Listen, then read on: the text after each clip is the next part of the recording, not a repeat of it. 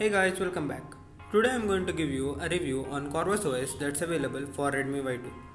So if you don't know, Corvus OS is the best operating system for gaming. So now let me take you to the About Phone section. Going to the About Phone section, as you can see the Android version is 10 and the security patch is 5th June. The Corvus version is 6.5 and the kernel is 4.9. Now going to Raven's Lair, in here you get many customization options. Going to notifications, you get heads up notification, hide smart replies, charging animation, ticker and especially edge lighting. This is one of the best features that custom ROMs provide you. Here you can also customize the light according to your requirement.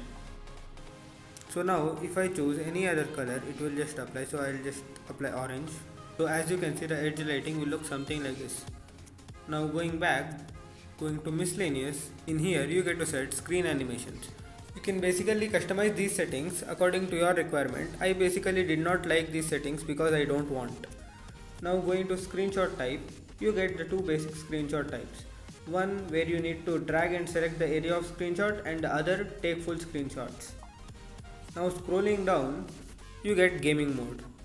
As we all know, this ROM provides a good gaming performance. It's not only to say, but also it provides a good gaming experience. Now scrolling down, you get 3 finger swipe screenshot. I basically enable it as I use it. I personally use this ROM since a long time, as this provides a good battery backup with the best performance. Now going to lock screen, in here going to fingerprint preference, you can enable or disable fingerprint error vibration. Going to lock screen items, you get the general features that were provided with you in the previous Corvus OS.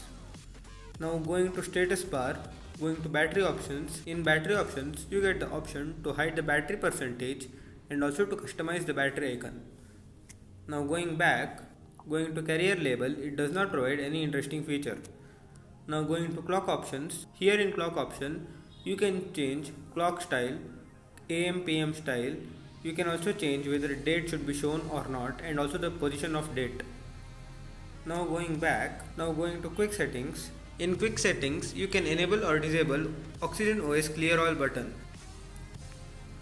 Now scrolling down, you can also add QS blur. So as you can see, it looks good.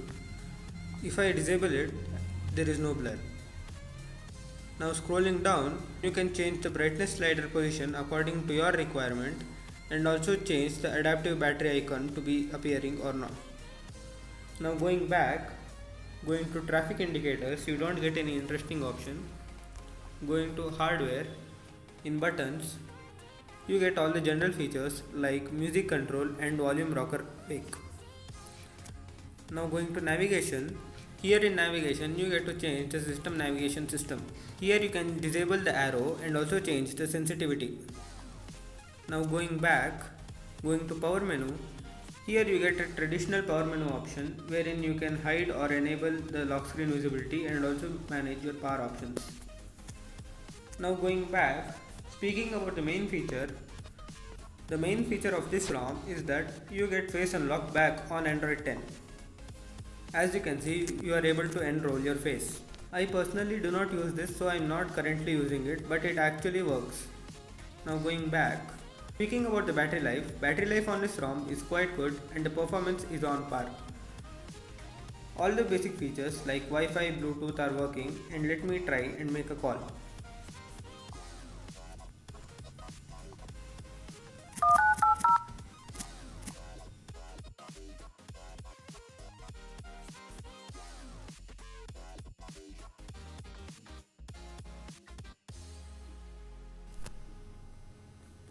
By default, you get Gcam Go installed. Going to themes, in themes you can change the system theme.